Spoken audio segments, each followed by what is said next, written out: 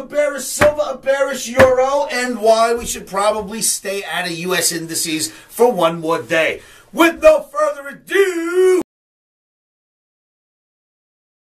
traders, the NASDAQ daily bar chart. Why are we in check right now? Well, look at this parallel channel and or big bull flag. Right, here's your 2 days.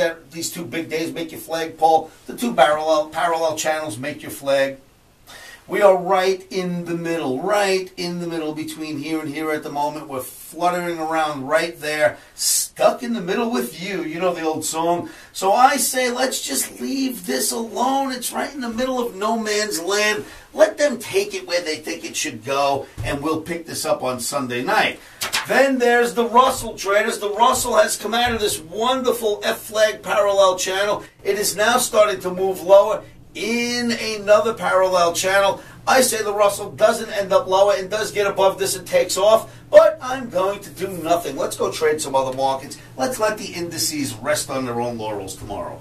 So, then what we have to look at is this gold chart, traders. Let me just say this. A round of applause to the Omni for calling the top in gold at somewhere near, I don't know, up in the high 17s, way up there.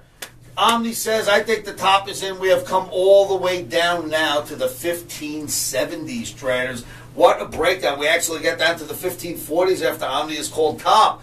Now you can see there's a series of inverted and upright head and shoulders all through here. We get below the 200 bar moving average. It makes another head and shoulders and then makes a bear flag. So I put this in and I said, now a bear flag, and we break down severely one day, second day, third day, fourth day. That's our flagpole. We come back up. Does this look familiar? It's another bear flag. Here was one, and it worked. Look at the size of this one. Trade. Ok, salut Rodem. Donc vu que c'est en anglais, on va pas tout regarder, mais c'est vrai que c'est intéressant, c'est bien expliqué. Il y a beaucoup d'énergie, donc c'est pas mal. Ça m'a l'air de faire. Chacun sa manière après. Voilà, donc c'est livewithoscar.com. Je vais vous mettre le lien vers son. Ça va Rodem, tu trades aujourd'hui malgré le peu de mouvement? Pardon? Est-ce que tu trades malgré le peu de mouvement aujourd'hui? Bah non, y a rien. Alors actuellement,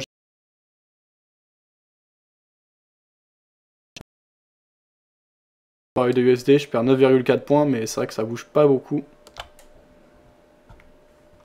Alors ce soir, vu que... Et tu surveilles quoi? Tu dis que t'attends que ça parte, t'as quoi en warning? Devise, euro-dollar. D'accord, ok.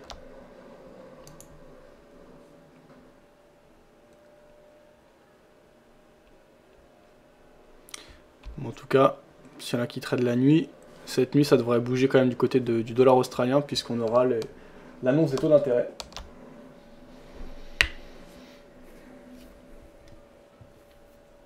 Ou alors faut mettre des ordres différés.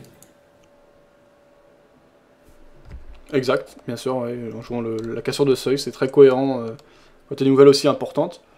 Après ça peut ne pas marcher, mais je pense qu'en moyenne c'est quand même quelque chose qui est cohérent. C'est quand même des contextes qui sont propices aux gros mouvements.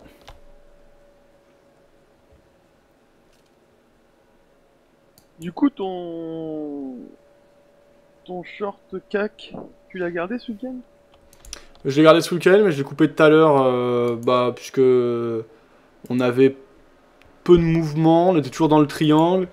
Tu vois, j'aurais pensé que les débats de vendredi par rapport aux coupes budgétaires auraient amené de la volatilité et que ça aurait amené plutôt de l'inquiétude. Je vois que ça n'a pas été le cas, donc après on était dans le haut du triangle, je suis sorti avec 7 ou 8 points de profit, et j'ai décidé d'aller vers quelque chose qui bouge plus, puisqu'actuellement sur le CAC on est vraiment dans des zones qui ont été beaucoup travaillées, donc il n'y a pas de raison que...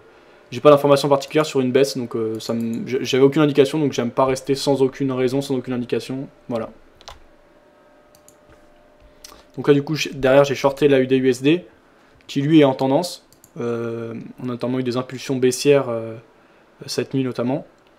Et là on a corrigé une partie de cette accélération baissière qu'on observe depuis les plus hauts du 28 février.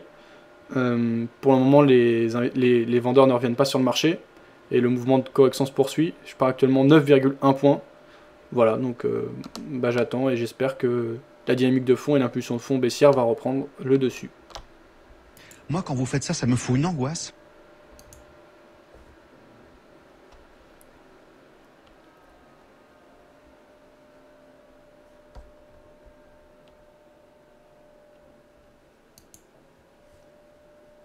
Qu'est-ce qu'on avait vu? Il y avait Phil qui avait laissé un lien. Ok, ça on a vu donc par rapport à TV Bilan. Ok, donc le reste sur le chat écrit. C'est pas con ce que tu dis, tonton, j'y avais pas pensé.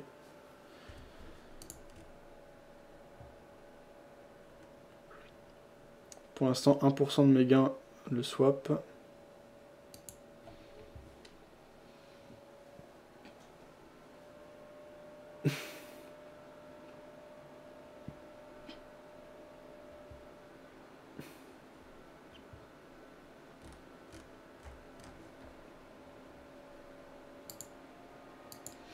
Il y a un blog là qui se ferme.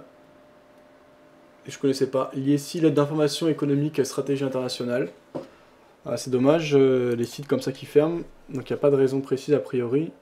Rassurez-vous, si vous souhaitez rester en contact, nous pourrons nous inscrire à notre mailing qui va nous garantir une plus grande confidentialité rendue nécessaire à la suite des événements romains, italiens, etc.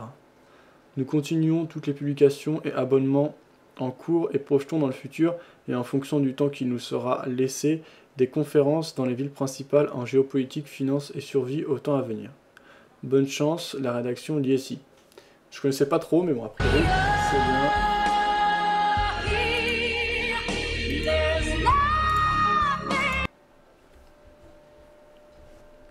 Ça doit être Kiki, ça, je pense.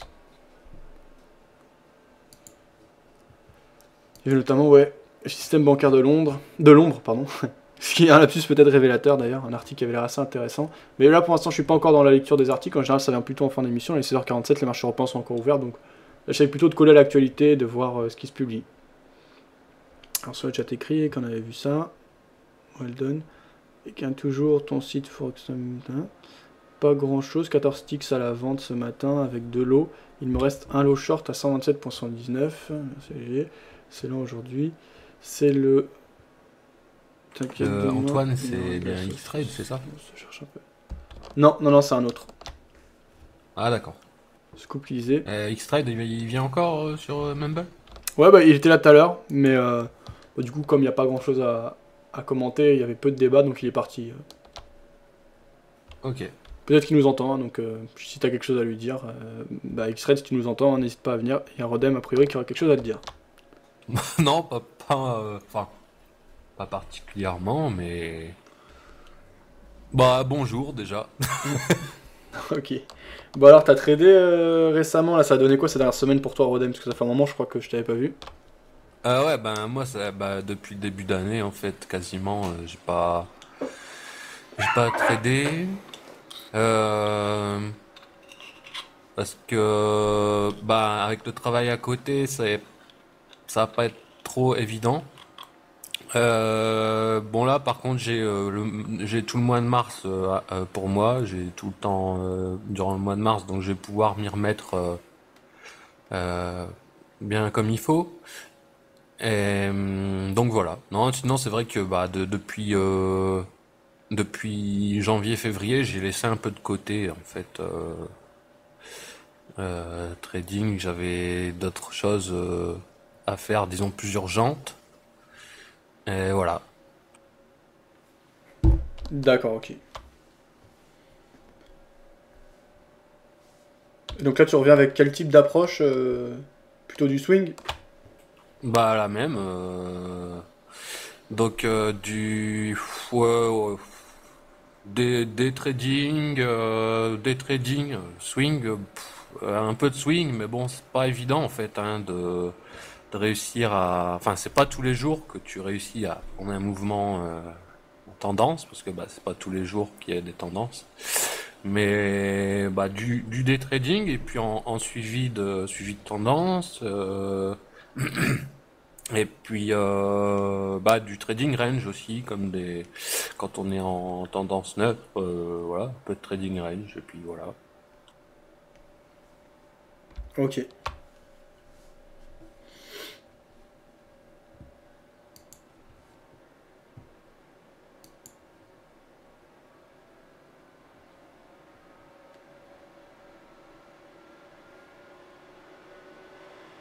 TPE, PME, 63 000 entreprises menacées de faillite d'ici la fin de l'année. C'était un point de RMC. Eh bien, merci Phil pour le partage. C'est pas rassurant du tout, mais pour le moment, les marchés actions pointent vers le haut avec un CAC là qui accélère. Après aussi des secteurs qui vont bien. On a entendu parler de ADS tout à l'heure. La USD, ça a plutôt tendance à remonter. Alors si on prend cette fois les retentions de Fibo, on est plus haut que 23.6, on pourrait se diriger vers les 38.2. Si on dépasse les 38.2, à ce moment-là, on serait sur notre point de sortie. À suivre donc. Bah après, je dis suivi de tendance, mais bon, ça peut arriver que je sois contre-tendance, mais c'est vraiment dans des cas particuliers. Bah, comme en ce moment, justement, sur euro-dollar, on est en tendance baissière sur le graphique journalier. Mais bon, j'aurais plus tendance à partir à l'achat. Enfin, je cherche des signaux d'achat. Beaucoup plus réticents pour entrer short en ce moment. Ah, il y en a beaucoup qui ont ce point de vue. Toi, c'est quoi qui explique justement ce point de vue haussier, malgré que d'habitude tu es plutôt un suiveur de tendance? Bah, différents facteurs. Après, bah, il y a ce fameux seuil d'1,30 qui est un seuil intéressant quand tu t'analyses le graphique en hebdomadaire. Et puis différents facteurs. Bon, j'ai des indicateurs qui plaident quand même pour une survente. Enfin, voilà, différents facteurs, différents faisceaux, on va dire faisceaux d'indices, ouais, qui me laissent penser qu'on est soit en bout de course peut-être, ou alors que même si on continue la tendance baissière, on aurait quand même des chances de corriger. La 1,30, je pense, ça me paraît être une zone support intéressante pour entamer une correction majeure, même si on continue après à la baisse. Donc voilà. Ok. Et pas du tout de fondamental, que du technique? Ah ouais, que du technique. Bah après, au niveau fondamental, je vais cette semaine, je vais voir jeudi avec l'annonce des taux d'intérêt là de la Banque Centrale Européenne, voir si ça peut appuyer un mouvement ou alors faire entamer un mouvement à la paire, mais bon, je vais pas me baser là-dessus. Non, sinon fondamental. En général, je regarde les horaires en fait, et puis donc pour savoir si à quelle heure éventuellement on pourrait avoir une hausse de la volatilité. Sinon après, je me base pas sur les résultats proprement dit, tu sais, sur les chiffres parfois parce que ça peut être contradictoire. Donc non, je me base que sur mon analyse technique quoi. D'accord, ok.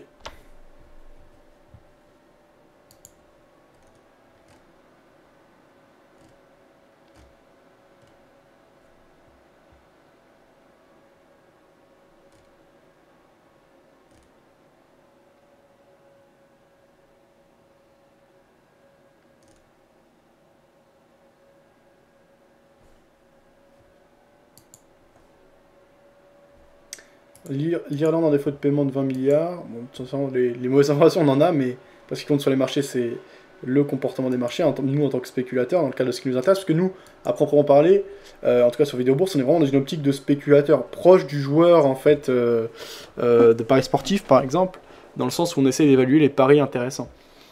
On n'est pas les mêmes problématiques que des gens qui vont chercher des endroits sûrs pour mettre l'argent, des choses comme ça. Donc, c'est pour ça que c'est aussi comme ça qu'il faut le prendre. Donc toute l'information fondamentale qu'on entend autour de l'investissement ou des marchés financiers, des différents produits que l'on traite, que ce soit les marchés actions, le forex, etc. C'est intéressant, mais il faut le prendre comme des aides à la compréhension des mouvements de marché. Et c'est vrai que pour le moment, on entend énormément, même quasi exclusivement sur tous les médias, des mauvaises nouvelles, très peu de bonnes nouvelles. On entend un peu parler tout à l'heure, Jean-Luc Sac, de ADS qui va bien, etc. Cependant, les marchés actions, objectivement, ne font que de monter. On a 3% des pré-simple plus haut historiques sur les marchés américains. Donc pour le moment, la politique de relance américaine tient bon, tire à la hausse l'ensemble des marchés.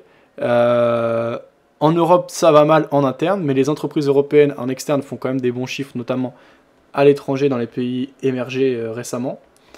Eh bien, ça suffit à tirer à la hausse les marchés. Donc c'est pour ça que ça peut paraître étonnant, on fait que d'entendre des mauvaises choses, et pendant ce temps-là, les marchés actions ne font que de monter. C'est aussi pour ça que je ne reste pas, vous voyez, justement, le fait qu'il y ait un tel consensus baissier m'incite moi-même des fois à prendre des positions à la vente, vous l'avez vu sur le CAC. Voilà, je me suis dit, voilà, débat houleux et coupe budgétaire aux États-Unis, on est quand même très haut, il y a bien un moment où ça va corriger, c'est peut-être l'occasion. Je vois là depuis ce matin que ça bougeait pas, qu'on corrigeait pas, au contraire, là on a de la pression acheteuse. Une fois que le mouvement ne prend pas, je sors, j'ai pas de raison de rester. Et je re-rentrerai peut-être à la vente sur les marchés actions si on a des vraies occasions. Parce que c'est vrai que par contre, les arguments pour une baisse des marchés, une crise enfin en tout cas une baisse de la confiance dans les actifs à risque, sont nombreux. Pour le moment, objectivement, il y est. Objectivement, ça n'est pas le cas. Si on a des signaux dans ce sens-là, je les prendrai. Si on a des signaux de hausse, il faut vraiment qu'il y ait des beaux signaux pour que je les prenne, parce que quand même on est proche des précédents plus historiques. Si on passe au-dessus des précédents plus historiques sur les marchés américains, là je serais peut-être plus enclin à prendre long. Mais au cas quand je prendrai long, j'aurai toujours une autre, enfin en tête, une petite voix qui me dira prendre long à ces niveaux, c'est quand même surprenant. Mais il faut savoir suivre le marché, se soumettre à la tendance, c'est ce que j'essaye de faire. Et peut-être ce qui m'a fait défaut, et ce qui je pense aussi fait défaut à pas mal de traders. C'est vrai que parfois on a tendance à tomber entre guillemets amoureux, c'est pas ce que je veux dire, mais on a tendance à s'attacher à un scénario, à vouloir le défendre, ça a déjà été mon cas, en se voilant un peu la face. Et d'ailleurs, par exemple, ce que disait Pascal, c'est qu'on s'en fout quoi, de DM Trading, j'entends, Pascal Talarida, on est là pour faire de l'argent, donc c'est voilà, juste un petit intro, et on écoute une vidéo là de 1 minute sur l'Irlande qui va toujours mal.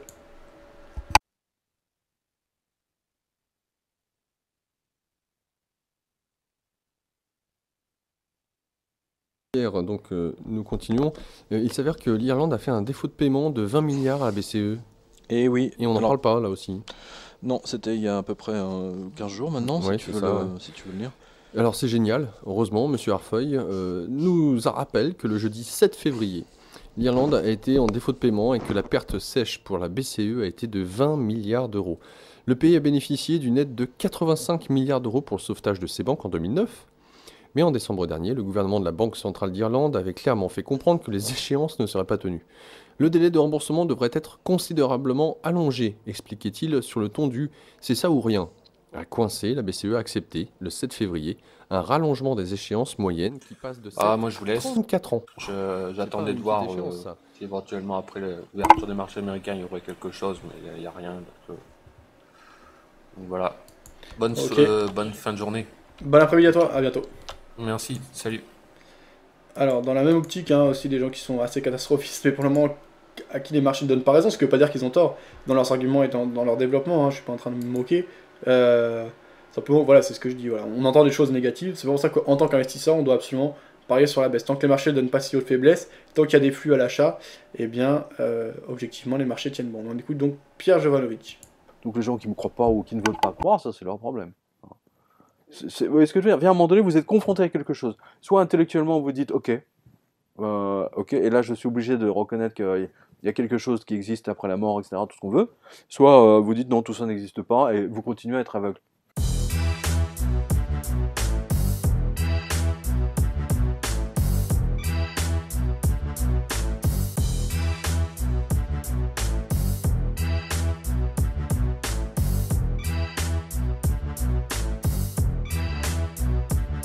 Aujourd'hui, il y a deux publics qui me suivent. Il y a le public qui me connaît depuis que j'ai publié. D'abord, quand même, je suis journaliste depuis 1984 ou 85, je le rappelle. Il y a quand même beaucoup de monde qui m'ont lu, surtout à l'époque au Matin, au Quotidien de Paris, etc. Donc ça fait quand même beaucoup de monde. J'ai publié mon livre en 1993, donc là aussi, ça fait vraiment beaucoup de monde. Donc vous avez cette première partie qui est constituée de mes lecteurs qui m'ont découvert avec le livre sur les anges gardiens, et vous avez la deuxième partie qui est qui est tout aussi importante, voire encore plus aujourd'hui, qui est qui est celui de ceux qui s'intéressent aux finances, hein, et qui m'ont découvert en 2008, hein, en 2009, 2010, etc., au fur et à mesure.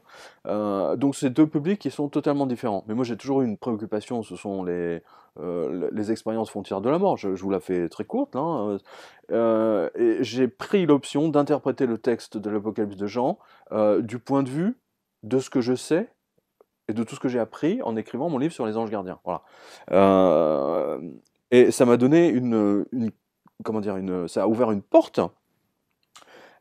qui vous montre que en fait les 7 rois qui sont 7 têtes, 7 montagnes, hein, en fait sont les 7 derniers papes. Hein, et c'est comme ça que j'ai pu dire, ah non, même plus, parce que je l'ai dit maintes fois et un peu partout, que Benoît XVI, hein, un an à l'avance, au moins, que Benoît XVI sera éjecté du Vatican, parce que l'ange qui accompagne Jean et qui lui montre ce pape, lui dit « Je vais te vomir de ma bouche ». Cela vient bien de l'intérieur, quelque chose qui tourne à l'aigre, comme on dit, et qui remonte pour jaillir par la bouche.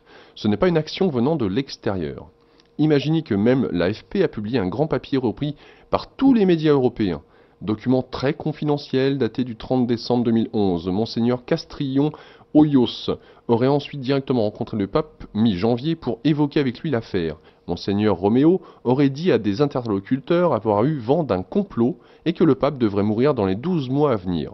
Donc le papier complet est ici en archive, donc datant de février 2012. Je signale d'ailleurs à nos auditeurs qu'on est bien dans les 12 mois. C'est-à-dire que clairement, il y avait deux choses. Il y avait une menace de mort, hein, donc une menace physique d'assassinat, et d'autre part, la pression exercée par la JP Morgan sur les finances du Vatican. Donc l'ensemble a fait que il est sorti. C'est surtout dans Notre-Dame-de-la-Paix qu'on avait abordé Malachie, tu te souviens, hein, on avait fait toute la liste de... Attends, ce mec, il a quand même eu une vision de tous les papes à venir, c'est quand même proprement incroyable. Et non seulement ça, mais en plus, Michel-Ange, dans la chapelle Sixtine, en fait, il a laissé de la place juste pour 111 papes. Enfin, pour tous les papes, il reste de la place juste pour un, je crois, pour son portrait. C'est énorme. Non, mais c'est étonnant. Ouais, on en avait parlé. Ouais. C'est étonnant. Et surtout la foudre qui est tombée sur le Vatican le même jour. Ouais. Le même jour. Attends, tu y crois pas. Tu y crois pas. J'ai dit que Benoît XVI sera éjecté du Vatican, qu'il ne terminera pas son mandat. Hein, vous avez la preuve, vous avez même des émissions de radio qui datent hein, et à l'époque, tout le monde me traitait de fou, hein, on me traitait d'allumé, de conspirationniste, de je ne sais quoi. C'est un électrochoc. Ouais. C'est un véritable électrochoc. Qu'on ait lu l'Apocalypse de Jean ou pas, peu importe. Mais ce qu'il y a d'extraordinaire, c'est que pour la première fois, le génie absolu de l'apôtre de Jean et surtout de son ange gardien qui lui a montré le futur et comment le Wall Street va exploser, et ça c'est absolument effrayant à observer. Et tout recoupe, c'est-à-dire la liste des papes de Malachie recoupe Jean, Notre-Dame de la Salette recoupe Jean, la Vierge de Fatima recoupe Jean, la Vierge d'Aquita recoupe Jean. Tous les textes recoupent, y compris Madeleine Porcin, qui, enfin bon, faut découvrir dans le livre, mais c'est absolument fascinant. Voilà, malheureusement c'est vrai, donc ça a cloué le bec à pas mal de gens, et du coup ils reprennent ce que je dis dans 777. Et dans 777, vous avez 3 bêtes, hein, je vous la fais encore très courte, parce que Jean, de son époque, n'avait pas le vocabulaire pour expliquer ce qu'il voyait. Et donc il a décrit ce que l'ange lui montrait avec son vocabulaire de l'époque, c'est-à-dire l'âge de pierre. Et quand tu lui montres des images qui bougent, hein, des images qui bougent et qui parlent, hein, et j'ai pris l'option de dire c'est la télévision, hein, parce que quand est-ce que pour la première fois l'humanité, enfin le savoir-faire technologique de l'homme a pu animer des images et les faire parler, hein, je vous signale quand même que c'est la télévision et le cinéma. Hein. Enfin d'abord le cinéma et ensuite la télévision. Voilà. Et une fois que j'ai pris ça, tout le reste enfin pas tout, mais une grande partie, c'est organisé. Et ce que dit Jean, c'est que le système financier Wall Street va exploser dans une... Alors ça va être une apothéose, là, hein. Ça va faire c'est Nagasaki, tsunami, tout ce que vous voulez, hein, tout ensemble, hein, voilà. Avec les orchestres de l'armée rouge, vous voyez, les cœurs de l'armée rouge, c'est pour donner un peu d'ambiance derrière. Ça va être ça. Ça va être ça. Et dit que le Vatican va exploser, que les prêtres qui sont dans le Vatican sont des enfoirés et des pourris. Hein, il parle il dénonce clairement hein, qu'elle va tomber à cause de sa fornication. Hein, c'est le terme utilisé dans les traductions. Vous reprenez, vous n'avez pas besoin, vous prenez n'importe quelle Bible, vous prenez le Nouveau Testament, c'est le dernier texte hein, de la Bible. Et mon explication tient toujours. Hein. Donc c'est pour ça maintenant je suis comment dire conforté dans le fait que les deux vont exploser. Je ne sais pas si ça va être en même temps ou à quelques mois de distance, peu importe. Mais je veux dire dans la fenêtre temporelle, c'est quasiment en même temps. Après avoir fait à plusieurs reprises mon examen de conscience devant Dieu, j'en suis venu à la certitude que mes forces, dues à mon âge avancé, ne sont plus adaptées à l'exercice adéquat du ministère pontife. Dans le monde d'aujourd'hui, les forces de l'esprit et du corps sont nécessaires, des forces qui pour moi se sont détériorées ces derniers mois. Pour cette raison, en toute conscience de la gravité de mon acte, et en toute liberté, je déclare renoncer au titre d'évêque de Rome, successeur de Saint-Pierre.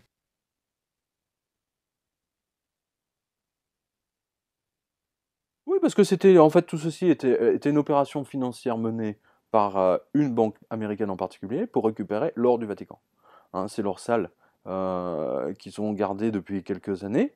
Et là, ils ont besoin la JP Morgan avait besoin entre autres, mais surtout la JP Morgan, de récupérer beaucoup d'or. Il y avait des liaisons très fortes, très étroites entre la Banque du Vatican et la JP Morgan.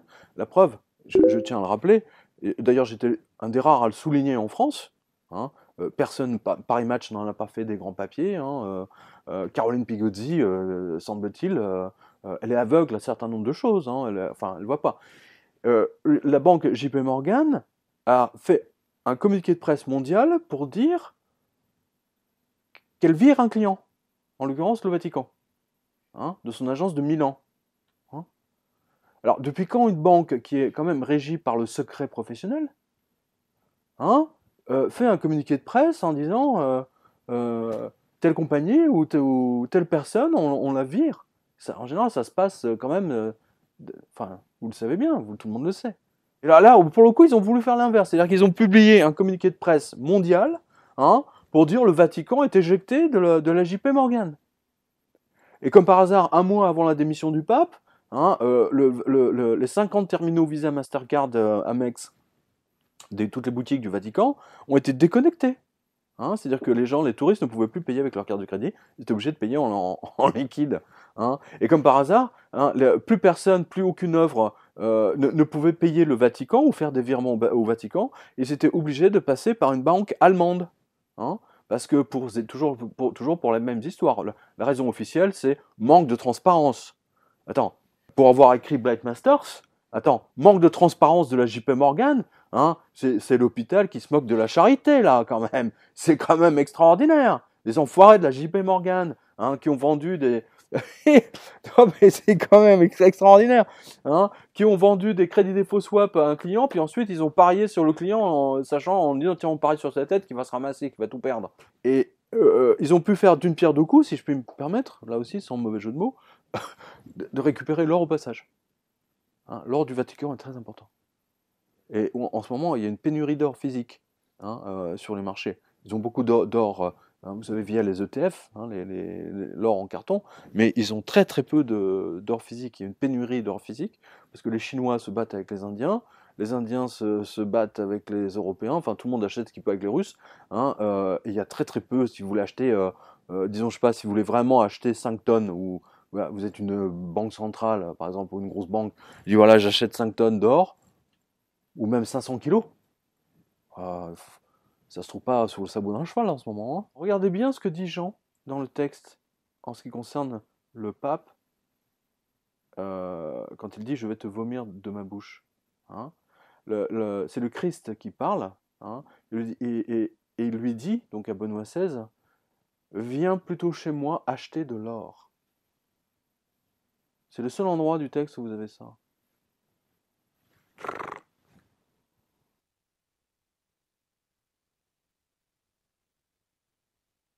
C'est une attaque globale menée sur les pays catholiques par le système anglo-saxon protestant. Hein. N'oubliez pas, pour les protestants, la Vierge n'existe pas. Okay, elle n'a aucun pouvoir surnaturel. Les saints n'existent pas. Hein. Un homme ne peut pas devenir saint par la grâce de ses actions, hein, et canonisé par l'Église, etc., etc. Voilà. Ça n'existe pas chez les protestants. Donc, les protestants, pour les protestants, l'important, si vous voulez, c'est que d'avoir de l'argent et de le faire travailler. Ça, c'est leur grand truc. Hein. Voilà. Donc, regardez bien quels sont les pays qui ont été attaqués depuis 2008. Hein, systématiquement, c'est l'Italie, pays catholique, hein, je me répète, mais c'est très bien. L'Italie, hein, c'est les fameux pigs, là, les porcs. Hein. Le Portugal, pays catholique. Irlande, pays catholique. Italie, pays catholique. Grèce, pays catholique, enfin orthodoxe, mais encore plus catholique. Hein. Et Espagne, pays catholique. Et la France, par définition, est un pays catholique, mais on est soi-disant laïque. Mais ça va nous exploser la figure, ça. Mais vous voyez ce que je veux dire? Donc vous n'avez pas vu d'attaque menée sur la Norvège, le Danemark, sur l'Angleterre même, hein, alors qu'ils sont dans un état d'endettement encore pire que les autres pays européens, hein, ou les Américains. Hein. Il y a un grand papier dans le Wall Street Journal ou le Financial Times qui montrait que les Américains, à titre individuel, étaient plus endettés que les Grecs. Allô? Et toute la presse mondiale prend les mains sur la Grèce, va faire défaut de paiement, au secours, ils sont responsables de la crise. Mais ils sont responsables de rien, c'est ces bandes d'enfoirés d'escrocs de banquiers américains avec leur crédit défaut swap qui ont explosé tout le système mondial et qui ont continué à le faire. L'appât du gain est tellement fort. Et donc, pour revenir à refermer ce tiroir, le système anglo-saxon, c'est une attaque et c'est une destruction totale des pays qui vont être mis en esclavage. La Grèce a été mise en esclavage, ils ne se sont pas révoltés, tant pis pour eux. Hein. Bon.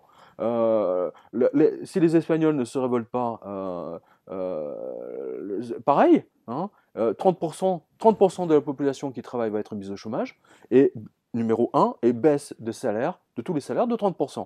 Hein, vous avez vu un mec là, de la Goldman Sachs qui a dit ouvertement le salaire des Français doit être baissé.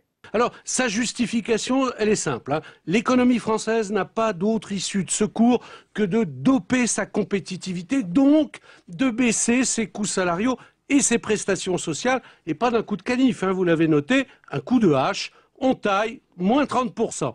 Alors moi j'ai traduit ça en chiffres, ça signifie que le salaire moyen, qui est aujourd'hui de 1600 €, eh bien tomberait autour de 1000 €. La solution, sous le SMIC. Sous le SMIC. La solution Goldman Sachs, c'est la moyenne des salaires en France, c'est sous le SMIC, et puis voilà, allez-y. Tout ceci va très mal se passer. Ça, c'est une certitude. Hein. C'est une certitude. Ça se terminera dans le sang. Hein. D'ailleurs, là aussi, vous reprenez, vous reprenez le texte de Jean, sans même parler de mon explication. Hein. Je veux dire, là, il y a le cavalier, hein, il y a le cavalier, vous savez, avec sa couronne, hein, qui a du sang jusqu'au garrot, hein, du cheval. C'est un bain de sang, hein, ce qui va se passer.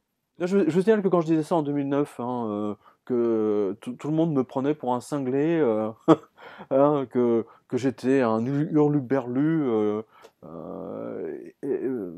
Le problème, c'est que ma prédiction était extrêmement précise et que j'ai donné aux Français, hein, un mécanisme intellectuel et non une prédiction genre voyance ou horoscope ou je sais pas quoi. C'est ce que je veux dire. C'est vraiment une grille de lecture qui fonctionne, n'importe quel lecteur la prend et ça marche.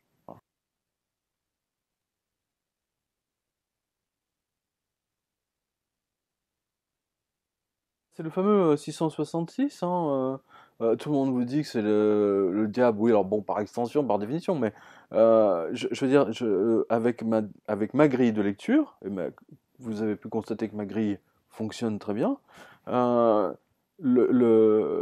insiste sur le 666 pour montrer que notre époque va utiliser un système économique qui ne repose pas sur l'or ni sur l'argent, métal, hein, puisque il dit c'est le nombre d'un homme, hein, et le seul texte qu'il avait à sa disposition, hein, Jean, à l'époque, c'était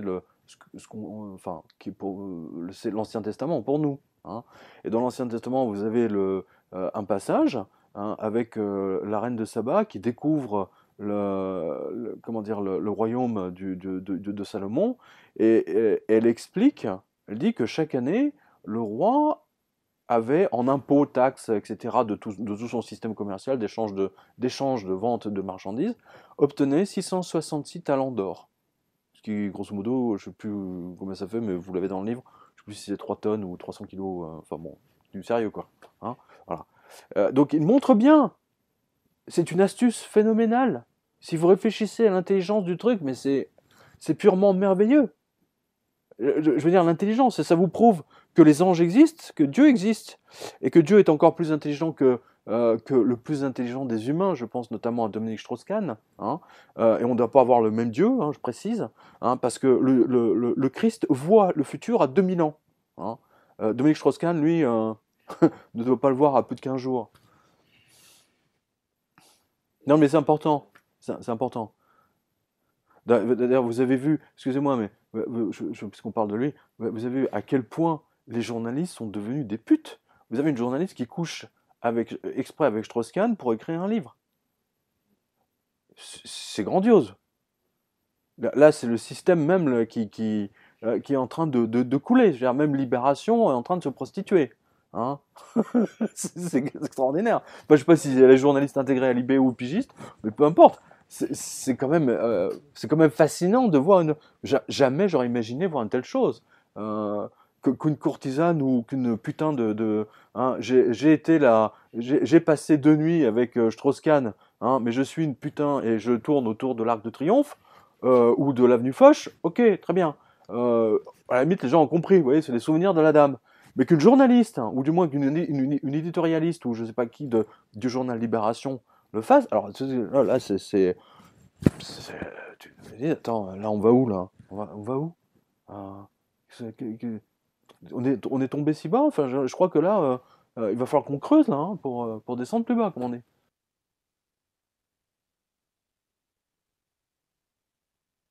On est fin février, c'est tellement rapide que je sais même plus. J'ai quasiment oublié que j'étais en Grèce en novembre dernier, oui. La situation évolue à toute vitesse parce que c'est une évolution qui est constituée de millions de petits morceaux du puzzle, et en même temps pour nous, enfin, ça nous semble que tout ça est assez lent, hein, dans l'arrêt du système. Mais si je vous donne un exemple typique. Il y a à peu près 6 mois, en France, Matignon avait, selon les stats de l'hôtel Matignon, du Premier ministre, hein, la France perdait 800 emplois par jour, et depuis à peu près 1 mois et demi, 2, on est passé à 1200 emplois perdus par jour. Donc ça vous montre que l'accélération de la destruction des emplois, non seulement c'est accéléré par définition, mais de mon point de vue, hein, de ce que je vois depuis, ça je le répète maintenant depuis 3-4 mois, que le nombre de licenciements et les méga licenciements, je n'ai jamais vu ça depuis 2008. Depuis la grande crise, depuis que Wall Street s'est effondré le 29 septembre 2008.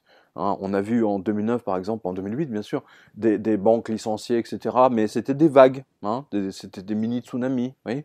Mais c'était pas un tsunami géant qui ne s'arrête pas. Vous voyez, là, c'est un peu comme si on a eu depuis mai 2012, c'est comme si on a eu un tsunami dont la puissance est telle que la vague fait tout le tour de la Terre par océan interposé. Vous voyez, ça revient au point de départ. Et j'ai vu le début en mai 2012. Je m'en suis pas rendu compte, hein, parce que je m'en suis rendu compte uniquement parce que toutes les semaines, on avait le lot de 3000, 4000, 7000 licenciements massifs. Et là, ça ne s'arrête plus. Aujourd'hui, nous sommes le 28 ou 25 février, je ne sais plus. J'ai terminé le blog ce matin, hein, vers 6h ou 7h. Et je peux vous assurer que je ne vois pas d'amélioration, mais en même temps, la destruction d'un système aussi complexe, c'est quand même, ça prend du temps.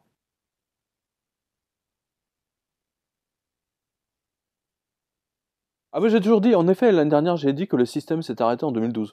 Et on le voit. Enfin, quand je dis que c'est arrêté, c'est-à-dire que les emplois, il y a une destruction permanente des emplois, il n'y a pas eu d'arrêt, hein, à l'hémorragie. C'est-à-dire là, c'est continu. Hein, c'est continu. Vous avez un blessé grave qui saigne en permanence. Et donc, à un moment donné, ben, il n'y aura plus de sang. Voilà. Je pense que quand on arrivera en Grèce, on est déjà à 61% pour les jeunes, hein, de votre âge, par exemple, hein, sans emploi. Hein, 61%. En Espagne, on est à 50%. Je ne sais pas si vous imaginez. Bon, en France, on est parti pour, hein, puisque les BTS, et ça c'était un chiffre de l'année dernière, les BTS qui sont à Bac+2 étaient déjà au chômage à 50%.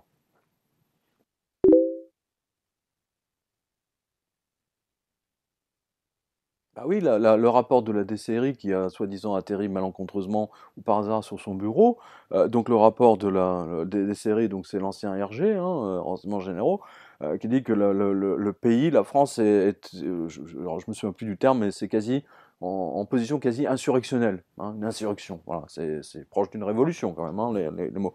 Insurrection, c'est prendre les armes, hein, voilà. Donc vous voyez que vous avez un mec du Parti Socialiste qui, tout d'un coup, en 2013, hein, découvre que les Français se font entuber par tous les impôts possibles et imaginables déjà mis en place sous Sarkozy et aggravés par le gouvernement de François Hollande.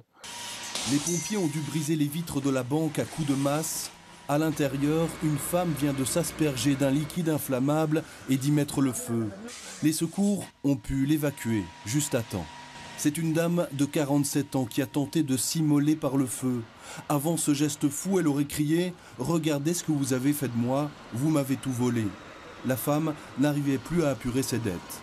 C'est pas la première immolation en France. Sur mon blog, vous aviez juste 15 jours avant, vous aviez une autre immolation, quelqu'un qui s'est jeté par la fenêtre. Bon, ok, il s'est pas mis le feu.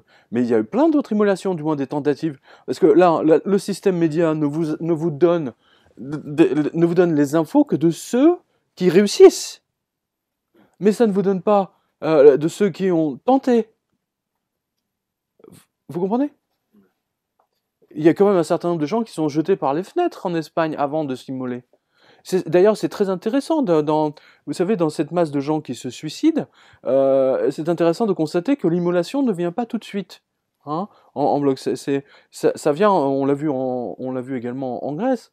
D'abord, les gens si vous voulez, il y a une façon de se suicider. L'immolation est la dernière chose publique qu'ils puissent faire pour attirer l'attention de leurs concitoyens en disant attention, il y a danger, c'est un acte inconscient. C'est un acte de désespoir total et spectaculaire. Lorsqu'une personne sort vivante d'une tentative d'immolation par le feu, cela lui laisse d'impressionnants stigmates, des brûlures gravissimes, des cicatrices à vie. C'est un acte de désespoir total parce que d'abord c'est extrêmement douloureux. On sait qu'il y a des morts qui sont plus horribles les unes que les autres. Hein. Les hommes se pendent beaucoup, les femmes se suicident beaucoup par des médicaments. S'immoler par le feu, c'est une chose assez exceptionnelle. L'immolation, un geste de revendication. La volonté de mourir en martyr, en passant un message, en exposant à la société une détresse, un sentiment d'injustice. C'est-à-dire c'est l'ultime message d'avertissement à tous ceux qui vont apprendre mon suicide. Hein, sans même parler d'une télévision ou d'une radio. Hein, c'est juste, attention, les mois qui arrivent vont être très très durs.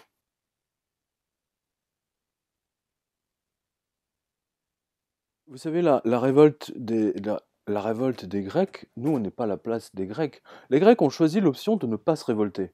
Hein, je vous donne un exemple typique, j'en ai parlé il y a 2-3 mois. C'est quelque chose qui est... Vous avez les militaires à la retraite, hein, qui ont vu leur retraite baisser de 60%. Ce sont quand même des gens extrêmement sérieux qui manient les armes. Ils auraient pu faire un putsch. Hein. Je veux dire, vous voyez votre retraite ou votre salaire diminuer de 60%, vous faites quand même la tête. Dans les rues d'Athènes, des heurts opposent les policiers aux manifestants. Au cocktail Molotov, les forces anti-émeutes répondent par des jets de gaz lacrymogènes. Certains reculent, mais d'autres repartent à l'affrontement. Le quartier est rapidement bouclé. Peu après, les violences se poursuivent près du ministère des Finances. Vous avez des gens qui n'ont absolument aucun revenu. En Grèce, ils tiennent parce qu'il y a la famille, etc., parce qu'ils sont orthodoxes, voilà. Mais dans des pays comme l'Espagne ou comme la France, où le sang est plus chaud, hein, je ne sais pas ce que ça va donner. En tout cas, on voit qu'en Grèce, pas plus tard que hier, hein, il y a eu des manifestations massives, enfin, ou samedi, il y a eu des manifestations massives. Je veux dire, il y a quasiment 500 000 personnes qui sont descendues dans la rue. La place Syntagma à Athènes s'est transformée ce mercredi soir en champ de bataille. Elle est noyée sous les gaz lacrymogènes que la police anti-émeute grecque a dû employer. Des petits groupes de manifestants cagoulés ont en effet commencé à lancer des cocktails Molotov sur les forces de l'ordre. Les heurts mettent fin de manière dramatique à une grève générale en Grèce qui a duré 48 heures. Toutes ces protestations visent à dénoncer le nouveau plan d'austérité du gouvernement qui était débattu aujourd'hui devant le Parlement. Le débat est maintenant suspendu à cause d'un incident de séance. Je ne sais pas, si vous voulez, le peuple change, hein, c'est comme une personnalité, les pays changent, le système politique change. Je ne sais pas si... Vous savez, la question qu'on pourrait plutôt se poser, c'est si Louis XVI avait disposé d'une compagnie de CRS pour protéger le château de Versailles, est-ce que le peuple aurait pu le choper, oui, et l'emmener à la guillotine? Ça, c'est la bonne question. Parce que ce qu'on a vu en Espagne hier ou avant-hier, c'est que vous avez quand même 500 000 personnes et vous aviez seulement 1200 CRS. Et les mecs arrivent à tenir, si vous voulez, par la force de destruction qu'ils ont, ils arrivent à tenir le peuple à distance. Hein, on se croirait dans Robocop là. J'attire votre attention là-dessus, hein, c'est très important. À l'époque de Louis XVI, vous savez que les Français pouvaient aller à la cour et s'adresser au roi. Hein. Aujourd'hui, c'est quand même assez extraordinaire. Je veux dire, il y avait plus de démocratie, enfin directe, on va dire, enfin de relations avec les hommes politiques, hein, que maintenant. Si vous pouvez pas aller au palais de l'Élysée, poser une question à François Hollande ou présenter votre cas, hein, pour qu'il soit réglé. Ça vous montre bien que les Français pouvaient voir leur roi. Vous ne pouvez pas aller à l'Élysée aujourd'hui voir Louis XVI, François XVI. Non mais c'est extrêmement important. Il y a plus de contact. Vous avez une élite, les Français ont le sentiment, et c'est vrai d'ailleurs, vous avez une élite qui dirige le pays, c'est des technocrates qui n'ont jamais, qui d'ailleurs n'ont jamais bossé de leur vie. Hein. C'est des énarques, c'est des mecs qui sont considérés comme l'élite de la nation, qui ne seront jamais virés, qui ne savent pas ce que c'est que d'avoir peur de perdre son travail, etc., etc., qui ne peuvent même pas partager la peur de tous les salariés qui viennent, qui manifestent.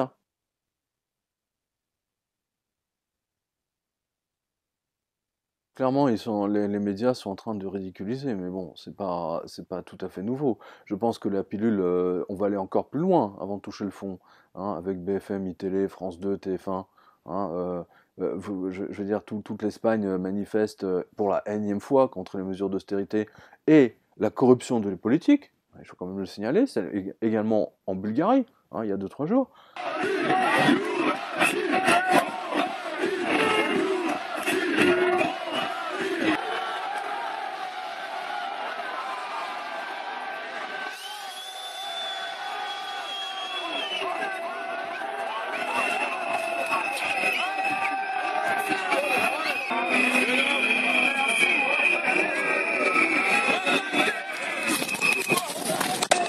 Ça ne fait pas partie de leurs préoccupations, journal de 20 heures. Il est beaucoup plus important de parler du froid qu'il fait, le fait qu'il neige, que les routes sont bloquées, ce qui est quand même assez anormal pour une saison comme l'hiver. Devant le Sacré-Cœur, le funiculaire prend ce matin des airs de remonte-pente. Mais rapidement, sur la route, les dérapages se font moins contrôlés.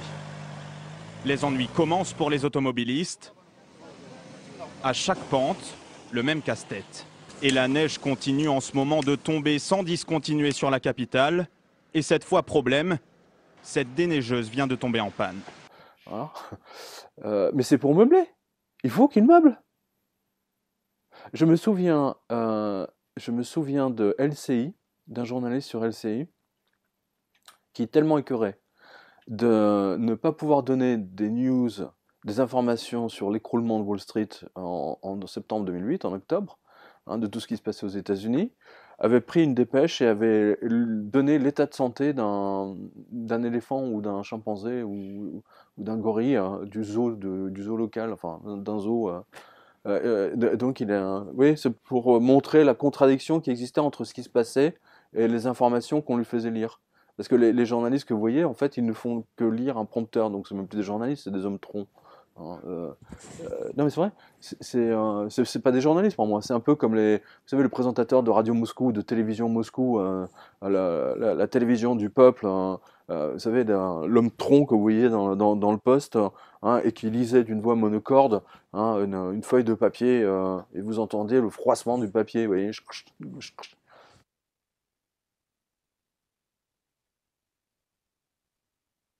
Donc il y a cette bête du Vatican, il y a cette bête de l'argent, et il y a cette bête du mass média. Et il y a la bête des mass médias, puisqu'à un moment donné, Jean parle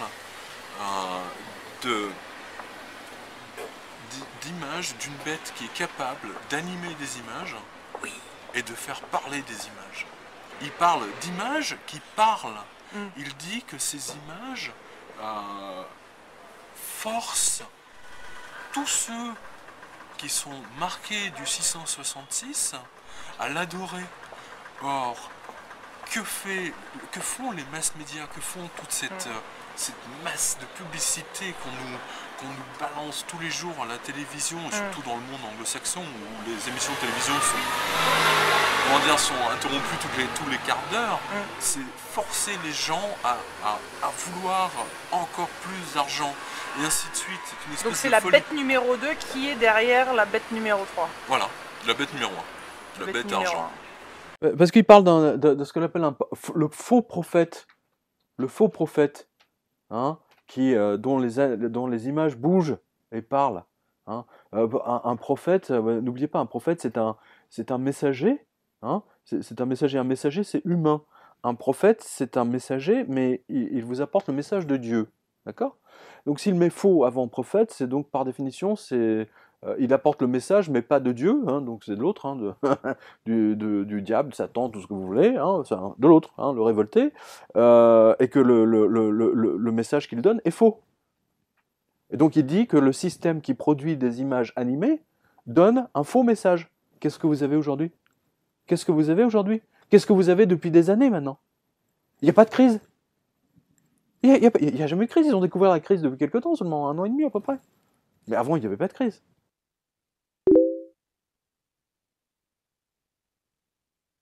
Ah ça, c'est Jean qui le dit. Hein. Il dit que les deux bêtes, hein, le faux prophète et la bête argent, etc., vont c'est même pire que ça, je crois. C'est pas sur le grill de chez Hippopotamus, c'est vraiment le lac de feu ou de soufre ou un truc comme ça. En fait, ils vont être détruits, littéralement. Ils vont fondre.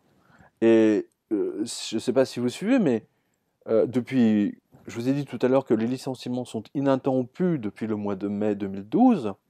Ce que je vois, et mes lecteurs avec moi, et je leur rappelle que c'est quotidien.com, hein, donc vous pouvez reprendre toutes les listes de licenciements avec les archives, hein, ils sont là à votre disposition. Vous voyez que les médias sont de plus en plus nombreux à licencier. Les grands groupes de presse, par exemple, la liste que j'ai donnée de ce matin, là, franchement, je vous dis, j'ai bien rigolé.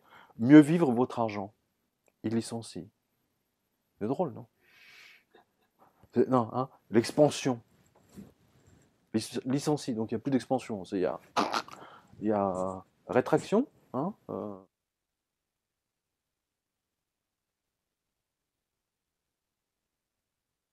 Regardez Max Kaiser.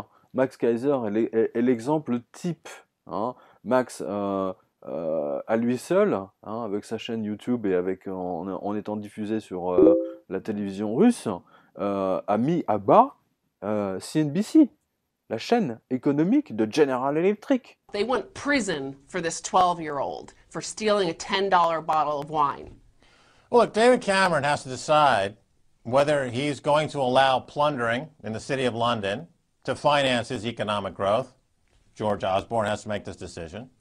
Or whether he's going to outlaw plundering in the City of London and therefore outlaw plundering in the rest of society. You can't have both, David Cameron. You can't allow plundering in the City of London and then outlaw it in the ghetto that you created from the City of London plundering. So what's the phrase that you see online a lot?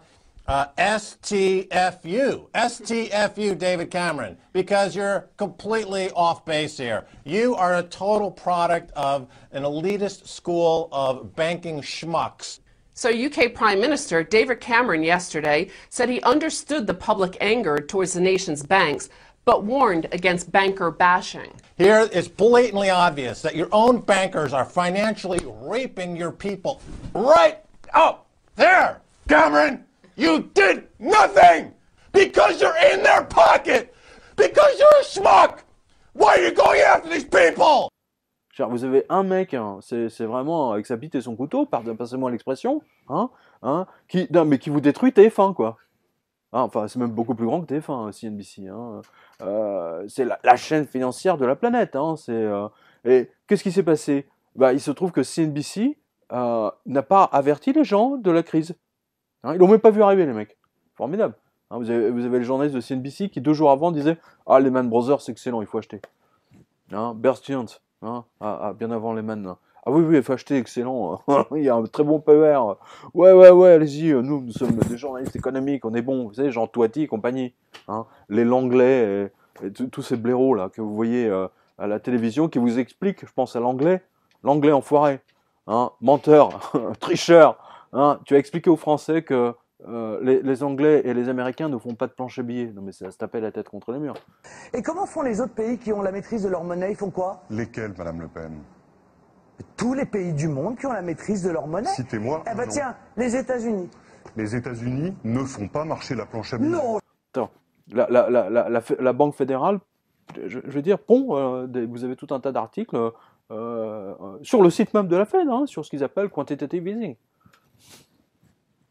Mais pour Monsieur Langlais, mais il ne doit pas savoir ce que c'est une planche à billets, de toute façon. Voilà. Donc voilà le genre de panquin qu'on a. Vous voyez, donc la bête ment. Hein, le CNBC, les journalistes de CNBC n'ont pas vu la crise arriver. Hein, vous avez des images géniales de l'époque. Et donc Max Kaiser est plus vu, alors qu'il est tout seul avec son épouse, avec Stacey, que les 50 ou je sais pas combien de journalistes qu'il y a à CNBC. Les gens font infiniment plus confiance à Max Kaiser. CNBC ne le regarde plus. CNBC a perdu 50 ou 60% de son... je ne parle même pas de la pub qu'ils ont perdu. Donc tous les médias sont en train de fermer. L'Express, le groupe italien Corriere della Sera, ils vont licencier 800 personnes. Ensuite le groupe Time Warner, tous les gros groupes médias sont en train de virer à coup de 10% de leur personnel. Et c'est pas fini, vous allez voir. Vous savez pourquoi? Parce que les gens ont été dupés. On leur a menti. Et ils le savent. Voilà pourquoi la Tribune Journal a fermé. La Tribune, papier, journal, quotidien, a fermé. Les mecs, ils n'ont pas vu la crise. Ils l'ont pas vu arriver, les mecs.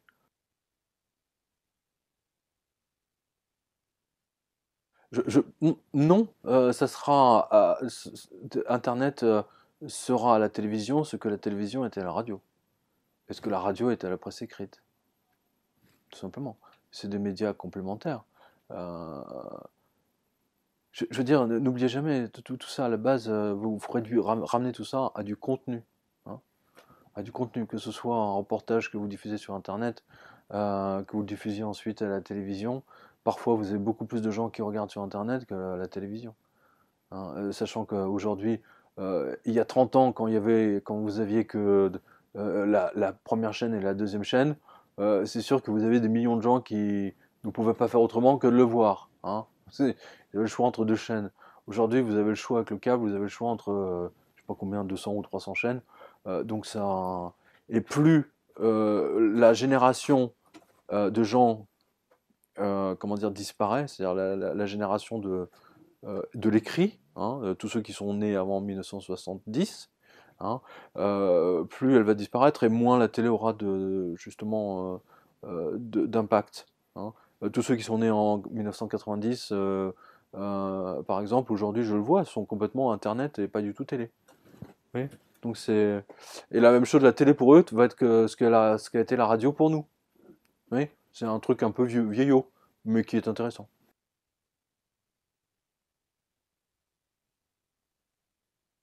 Si, par définition. Par définition. C'est ce que je disais au début d'entretien. Les énarques aujourd'hui sont déconnectés de la réalité. Le Vatican par définition, est un système déconnecté de la réalité. Hein. Je veux dire, c'est pas le petit curé de campagne ou dans une église, etc., quand on ne ferme pas les églises. Donc ce sont des systèmes effectivement déconnectés de la réalité. Les grandes sociétés qui ont déposé le bilan, ou qui vont le faire, je pense à Apple notamment, Apple aujourd'hui est très mal parti. Est un système qui fonctionne en vase clos et qui va mourir s'il ne se reprend pas. Hein, parce qu'il y a peu de vision, il n'y a plus rien. Hein. Pour la première fois dans l'histoire d'Apple, je précise, hein, ils ont soldé les téléphones. C'est du jamais vu. Hein, c'est vraiment du jamais vu. Donc tous les systèmes finissent par exploser. Mais ça va au-delà de ça. Si vous voulez, ça vous montre quand même quelque chose sur lequel que vous ne voulez pas voir. Hein, parce que c'est plutôt ça. Ça vous montre que Dieu existe. Et que les anges existent. Ma grille de lecture fonctionne. Elle a annoncé le départ de Benoît XVI de l'intérieur, hein, en donnant toutes les précisions. Il sera éjecté du Vatican. Hein, c'est exactement ce qui s'est passé. Donc, si vous acceptez la logique de ma proposition, vous êtes obligé d'accepter le fait que les anges existent, que Dieu existe, que Dieu a montré à un mec qui s'appelle Jean, hein, il y a 2000 ans quasiment, il lui a montré le futur, avec 2000 ans d'avance. Ah, moi, je peux vous dire que quand j'ai fini cette tête, j'étais vraiment, je peux vous dire que j'étais en admiration totale. De quoi? Tes positions se passent bien? Non, j'ai 12,8 de perte là sur AUD/USD. Bon, après, il n'y a pas de gros mouvement. Tu sais, cet après-midi, c'est très calme. Donc voilà, un spécial. Sinon, j'écoute Jovanovic qui a fait un entretien assez long là. Ah, bon, il y a. J'ai regardé tes vidéos ce week-end de la conférence à Dauphine, c'est ça? Ouais. C'est pas mal, hein? Ouais, c'était pas mal, hein. C'est intéressant, franchement. T'as fait quoi là? T'as pris les positions cet après-midi? Non, j'arrive. Pour le moment, je suis flat. Pour moi, j'ai pas d'opportunité pour le moment de rentrer. Je me concentre un petit, je regarde un peu ce qui se passe, quoi. Je suis un peu comme toi. Ok. Moi, je sais même pas s'il y a un seul produit qui a bougé aujourd'hui, hein. Bah, ce matin, j'étais vendeur de dollar index, mais je suis vite sorti. C'est dommage parce que. Il a baissé un petit peu encore, mais bon. J'ai rien fait du tout, moi aussi. C'est calme.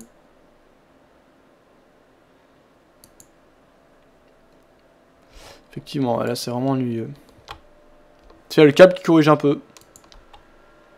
Enfin, c'est pas un truc de fou.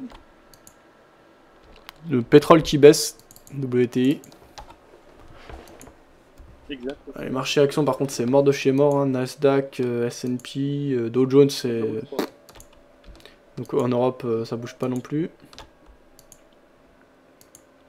Or argent ça bouge pas. Non, définitivement aujourd'hui c'est vraiment mort. Bon bah j'en profite pour écouter du contenu un peu, bah voilà, pas d'actualité précis quoi, plus vaste, plus un peu de culture générale en rapport avec la finance quoi.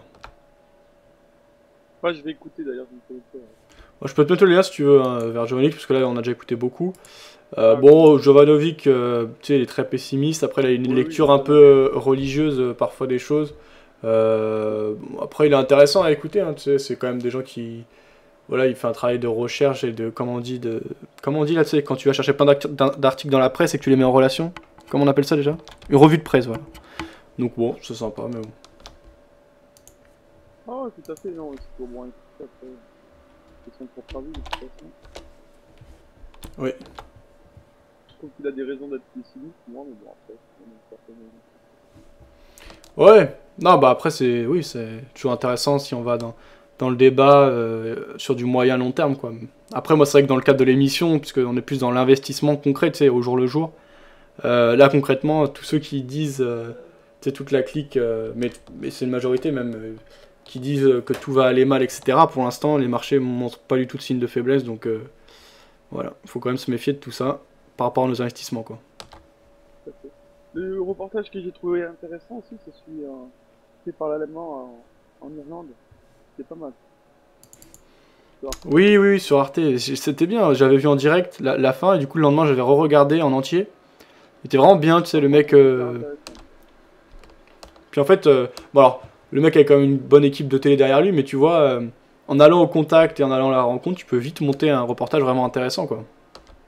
Ouais, il y a très peu, je trouve qu'il y a très peu de journalistes ou autres qui font ces analyses-là, et je trouve que c'est super intéressant, quoi. Ils se basent vraiment sur des chiffres, enfin, c'est du concret, quoi, donc c'est bien, c'est pas juste de la spéculation, de dire forcément que c'est un tel est coupable, sans apporter de preuves. Lui, il a vraiment des preuves, et ça c'est cool.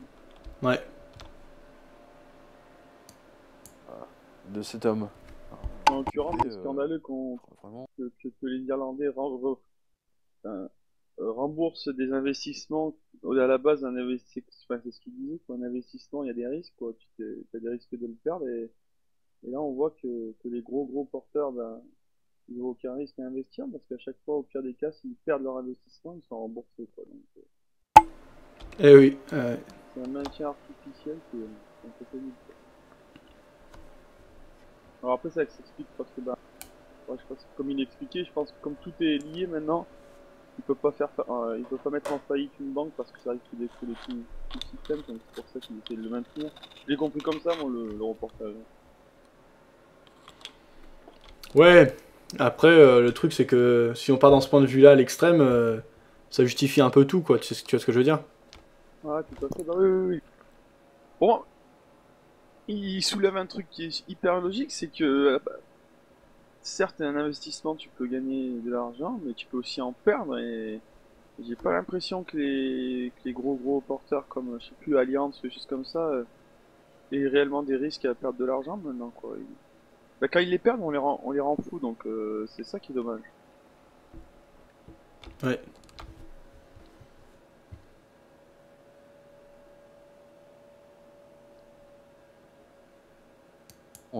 Le pire dans tout ça, c'est que c'est les Irlandais, tout le monde paye, quoi, pour eux, quoi. Ceux qui font les investissements, c'est eux qui perdent leur investissement, donc et c'est nous qui payons les pots cassés. C'est en Espagne, c'est énorme aussi l'image qui montre là des maisons, je sais pas si tu te rappelles. Ouais, avec la voie ferrée juste derrière, là. Ouais, ça fait peur, hein. Ouais.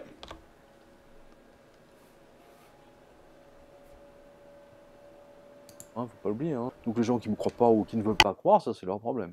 Vous voyez ce que je veux dire? À un moment donné, vous êtes confronté à quelque chose. Soit intellectuellement, vous dites ok, ok, et là je suis obligé de reconnaître qu'il y a quelque chose qui existe après la mort, etc., tout ce qu'on veut.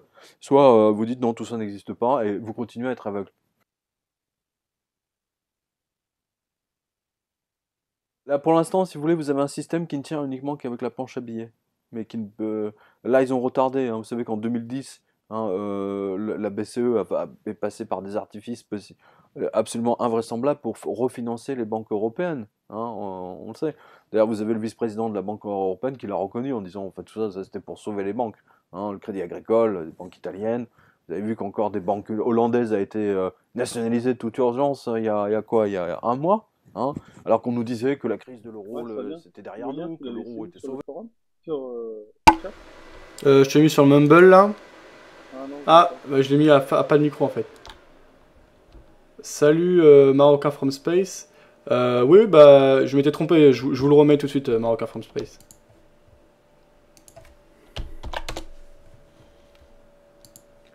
Je vous mets également le lien là vers Pierre Jovanovic sur le chat écrit.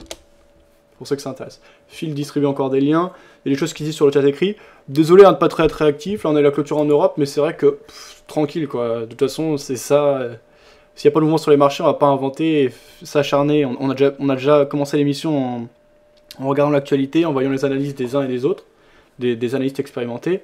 Après c'est vrai que quand il n'y a pas beaucoup de mouvements, ça sert à rien de s'acharner. Il faut mieux s'informer de manière, je dirais, plus générale et de manière plus reculée, pour que ça serve ensuite les jours, que ça serve à la culture générale tout simplement, et donc après les jours avec plus de mouvements dans le cadre de l'investissement actif, tenir compte de ce qu'on a appris. Voilà. 0,27% de progression pour le CAC 40, Eurostock reprend 0,25, tout le monde a un Dow Jones qui perd 0,08 et un Nasdaq qui reprend 0,04, journée très très calme. On écoute la fin, c'est bientôt fini de reportage de Jovanovic. Pour la 20e fois, On nous prend, je veux dire, les hommes politiques prennent leurs concitoyens pour des crétins, pour pas dire autre chose. Hein. Mais c'est insultant hein, à quel point ils les méprisent avec de tels mensonges, quoi.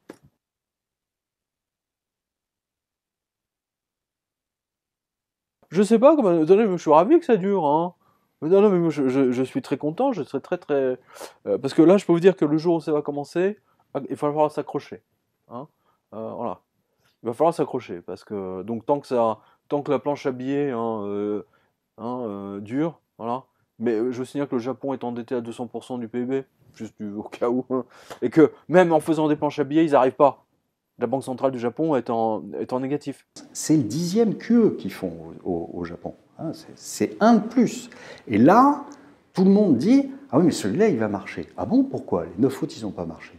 Faire de la monnaie comme ça, qui ne soit pas liée à une croissance, qui ne soit pas liée à la croissance économique, c'est la même chose que, je vous dis, que si vous sortiez avec vos billets de Monopoly et que vous essayez de vous acheter une voiture. Ça ne marchera pas. Donc, parce que votre billet, il vaut plus rien, il vaut zéro. Plus vous en fabriquez, moins il vaut cher. Malheureusement, c'est comme ça. Hein. La loi du marché, c'est comme ça. The banks are wobbly, they are in trouble, and government is pumping money into them, and that doesn't help. And why? Because all this money exists in electronic forms. It's a blip on the screen of your computer. And people don't buy that. They don't believe in it. C'est une vraie, je précise. C'est un cadeau que m'a ramené Charles Guerre de Washington. C'est une vraie planche à billets. Hein. C'est des vrais dollars. C'est une vraie planche à billets qui ne leur coûte rien. Qui leur coûte quoi? Peut-être 5 centimes à imprimer.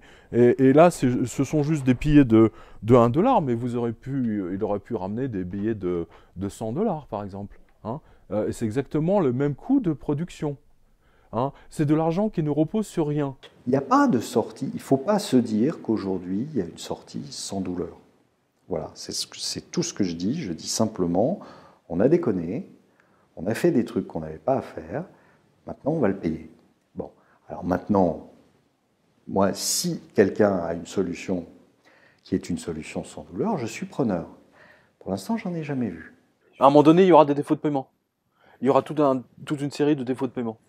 Et ils ne pourront pas les... Vous savez, c'est comme des dominos qui tombent. Vous savez ces grands trucs là. Hein, vous voyez de temps en temps à la télévision, vous avez genre 1 million de dominos. Hein, les mecs, ils se sont pris la tête à mettre debout. Alors vous en poussez un, puis alors vous attendez 4 heures, vous voyez, pour que ça fasse le... c'est un peu ça, hein, l'écroulement du système économique. Alors là, de temps à autre, ils réussissent à retarder la chute d'un domino, vous voyez. Mais le truc reprend, parce qu'il y a une force phénoménale qui pousse derrière. Hein, parce que quand vous ne remboursez pas une banque, quand une banque ne rembourse pas la banque centrale et ainsi de suite, mais ça crée des trous qui ne font que s'accroître, et c'est ce qu'a dit Antal Fekete. C'est intéressant d'ailleurs ce qu'il a dit. Ça sera une catastrophe de nature biblique. Economists are not allowed to say that the reason is that the United States has defaulted on its gold obligation. And the fact is that the crisis is man-made. The United States has defaulted on gold, and therefore the whole world had to get away from gold, give up gold, and go to paper money, in particular the dollar. That's the explanation. What happened? Why, in 1971, a process started which is now accelerating and is going to end in a great catastrophe.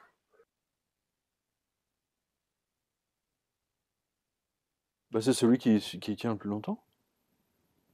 C'est la banque qui tient debout le plus longtemps. L'expérience de 1929, 31, 32, 33, 34 le montre. Les banques qui ont fait faillite ont été rachetées par la banque qui était en face, qui a tenu 2 heures de plus.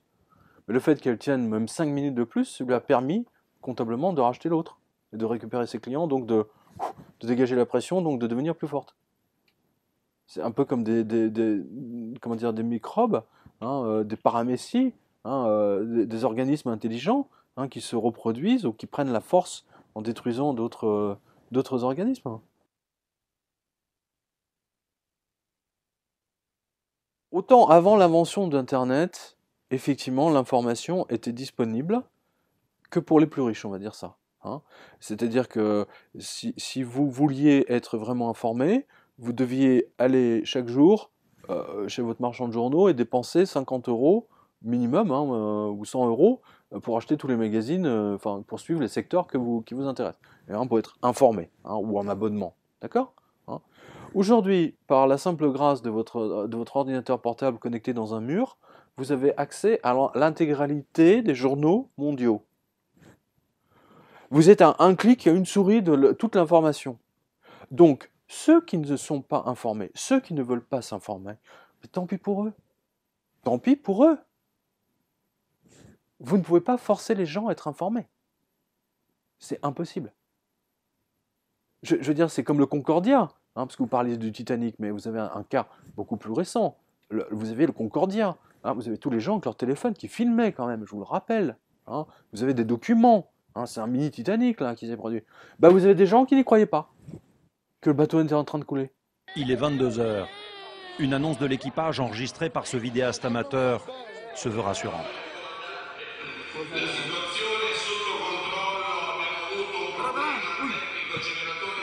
Scène ahurissante, des serveurs, comme si de rien n'était, rangent leurs bouteilles. Depuis une trentaine de minutes déjà, le courant a été coupé. Là, vous avez des gens qui ne croyaient pas. Ah non, c'est pas possible. Non, non. Vous voyez, ils sont déjà le bateau est en train de pencher, mais les gens, vous voyez, non, non, non, c'est pas possible, on va pas couler.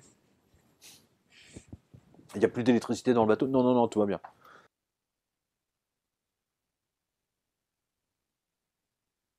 Mais ils l'ont déjà fait. Bon, alors là, je m'en souviens, c'est l'information sans doute qui m'a le plus marqué sur ces 5 années de revue de presse. C'est que les banquiers de Monaco disaient, qu'ils n'avaient jamais vu ça justement, qu'on leur ils ont une ruée, hein, des gens, des clients monégasques, hein, des banques, des agences. Non, je veux de l'or physique. Et à l'époque, vous disiez à votre banquier, bon, c'était pas pour les pauvres, hein, ça va de soi. Vous le disiez, je veux 2 pièces, non. Mais vous disiez à votre banquier, donnez-moi 4 lingots, ils disent de pêcher, hein, parce qu'il y avait des commissions dessus. Donc à l'époque, il n'y avait strictement aucun problème pour avoir des lingots physiques et pour les fournir aux gens. Aujourd'hui, c'est fini, c'est terminé. Il faut aller dans des magasins spécialisés.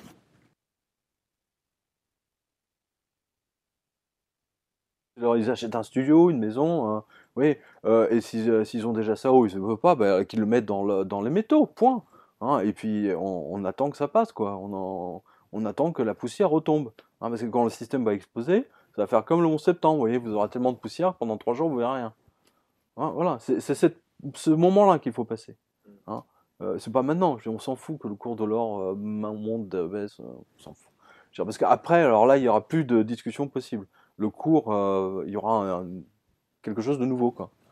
C'est ce que explique Fekete aussi dans son livre. C'est après l'explosion du système que l'or va prendre et l'argent vont prendre son importance. C'est pas maintenant. Parce que maintenant, on ne fonctionne qu'avec des planches à billets. Hein. C'est Weimar, c'est un Weimar moderne qu'on est en train de vivre.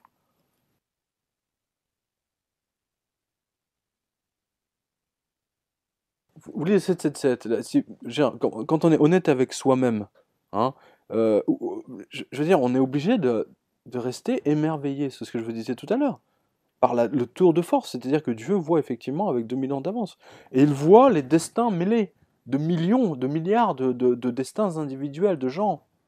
C'est ça que vous devez voir. C'est tout le mécanisme complexe, d'une complexité absolument inouïe, aussi complexe que les milliards d'étoiles qui sont au-dessus de nos têtes. C'est ça qui est fabuleux. Quand vous commencez à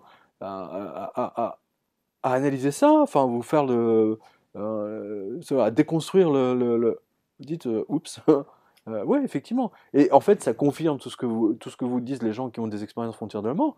Hein, ils ont revécu leur vie avec les effets de leurs actes sur les autres. Hein, ils ont revécu ce qu'ils ont fait du point de vue perceptuel des autres personnes. Hein, et en 3D en plus. Ouais. Ouais, donc, c'est quand même assez extraordinaire. De toute façon, tout le monde le voit que le système est en train de s'écrouler. Mais personne ne veut le croire. C'est comme tous les gens qui étaient sur le Titanic, ils ne le croyaient pas. Hein, jusqu'à ce qu'ils soient dans les barques et qu'ils voient le bateau se renverser, ils ne le croyaient pas. Ils pensaient qu'ils allaient être sauvés, etc. Que le bateau allait se rétablir. Même les mécaniciens, ils pensaient qu'ils allaient pouvoir sauver la situation en isolant certaines chambres, je sais pas comment on appelle ça. Oui, ils étaient tous persuadés. Pourtant, c'est ce qui se passe aujourd'hui est la même chose qui se passe avec le Titanic. C'est exactement la même chose. Vous avez les mécaniciens dans le ventre de la bête qui disent tout va bien. On répare. Oui, alors il faut faire de la planche à billets, oui, mais bon, mais on va réussir à contenir. Voilà, puis ils contiennent jamais rien finalement. C'est exactement la même histoire que le Titanic. D'ailleurs, n'oubliez pas, je l'ai montré dans Blade Masters, c'est très important le parallèle avec la mythologie grecque. Depuis 40 ans, on appelle les grandes banques de Wall Street, on les appelle les titans de Wall Street. C'est les titans de Wall Street. Le Titanic appartenait à la JP Morgan. Et si M. Morgan n'est pas monté dans le bateau, c'est parce que M. Morgan ne prenait aucune décision sans son astrologue, qui lui a dit de ne pas monter. Qu'elle ne le sentait pas, ce bateau. Et donc il n'est pas monté, alors que sa place était réservée.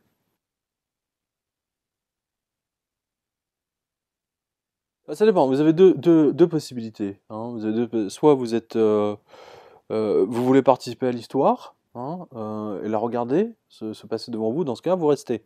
Non, si vous pensez, vous dites, j'estime que j'ai pas envie de payer le prix de tous ces connards, et vous avez certainement raison, vous dites, je vais m'installer au Chili, ou en Uruguay, ou au Paraguay, parce que...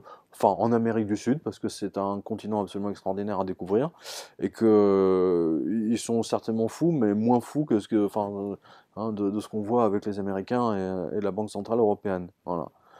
Donc voilà, vous avez cette possibilité-là, bien sûr. Là, c'est une question de philosophie, c'est pas une question de qu'est-ce que je dois faire. Il faut répondre à votre nature profonde. Est-ce que vous avez envie de profiter de la vie tranquillement, ou est-ce que vous avez envie de courir des dangers, mais en même temps, regardez l'histoire. Est-ce que vous êtes curieux, oui. Est-ce que c'est le confort ou la curiosité qui veut l'emporter? Donc voilà, donc le long, enfin 1 heure, quoi, comme leurs entretiens habituels, entretien avec Pierre Jovanovic. Alors, je vous mets le lien. Bah non, j'ai déjà mis tard. Ok. Alors, les derniers. Bon, alors voilà, on est à 13,6 points de perte là. Toujours la position de la vente. Alors, j'ai du Twitter 2, il se passe pas grand chose. Je vais encore regarder quelques trucs. Simplement, une petite réflexion. Donc là, je vais aller voir déjà la dernière analyse par rapport à l'AUD-USD sur Trading Central.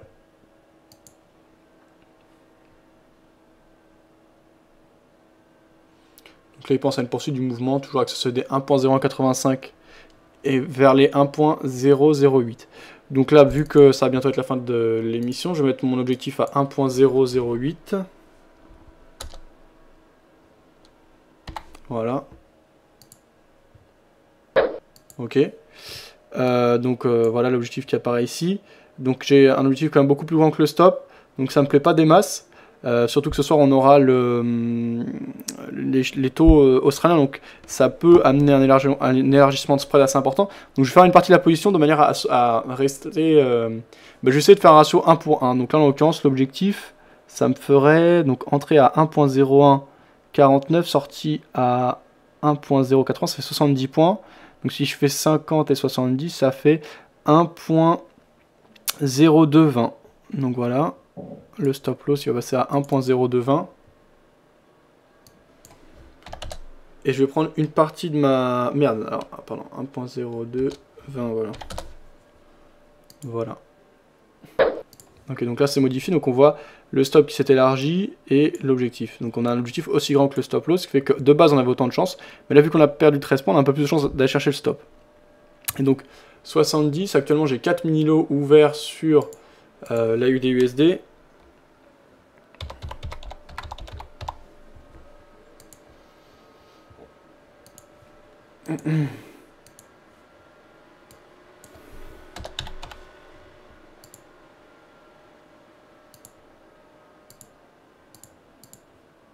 C'est 3,008, 70 fois 3,08. Merde. Ça nous fait 215, donc c'est trop. Donc il faut fermer, je pense, un quart de ma position. Ça me fera à ce moment-là 0,3 lot ouvert. Ça fait 2,31 € le point. Donc ça fait 2,31 fois 70. Ça fait 16 €. Hop, hop, hop, hop, hop, il y a un problème là. Alors, 2,31 fois 70. 161,7. 161,7 et si je fais mon capital, donc 852 divisé par 5, ça fait 170, donc c'est exactement ça. Donc je ferme un quart de ma position, donc 0,1 lot, voilà, fermé, ok. Donc je viens de prendre une perte de 10 €, j'avais gagné 7,80 €, donc c'est une journée très légèrement négative. J'ai donc un objectif à 70 points, un stop loss à 70 points, une perte en cours de 12 points, et des taux d'intérêt qui tomberont cette nuit. Donc je suis vendeur sur AED-USD, techniquement, parce que fondamentalement, j'ai pas d'avis par rapport à cette annonce de taux d'intérêt. Je suis dans le sens de l'impulsion de fond, voilà, donc j'ai des seuils. Je suis dans le sens du point de vue des analyses de trading central. Voilà, donc pas grand chose de plus à signaler. Alors, un point sur ce qu'il dit sur le chat écrit.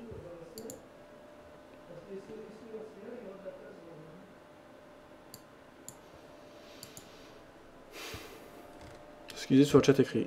Chix qui disait bonjour à tous, j'ai une question, comment fait-on pour diffuser IOTA sur MyFXBook, s'il vous plaît? Bien pour ça tu as une partie aide, donc Chix, je vais te mettre le lien vers MyFXBook, la partie d'aide, qui t'explique comment faire pour justement relier un compte de trading à MyFXBook.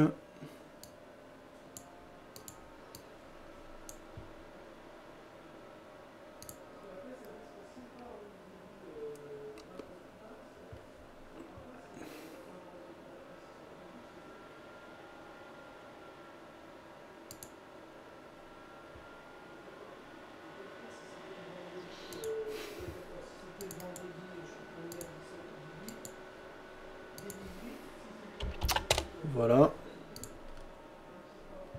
Marché est mort. Je vais aller retourner à la vie normale. A plus les traders. Take care. Salut Olivier. Bon après-midi à toi. Effectivement, marché était calme aujourd'hui. Donc il n'y avait pas grand chose à faire. Moi aussi sur MT5. Ah ok, sur MT5. Bah, dans ce cas-là, adresse-toi directement au support Chix. En général, ils répondent vraiment rapidement. Ils sont bons. Le support de MyFXBook. Tu vas sur aide ou contact. Voilà. J'arrive pas moi non plus. Je disais pourquoi le chiffre du malin. L'exorciste, vive la francophonie, très clair comme vidéo. Disait Phil par rapport à la vidéo qu'on avait regardée tout à l'heure là. Du mec là, un africain. Ouf, merci. Phil qui disait TPE, PME.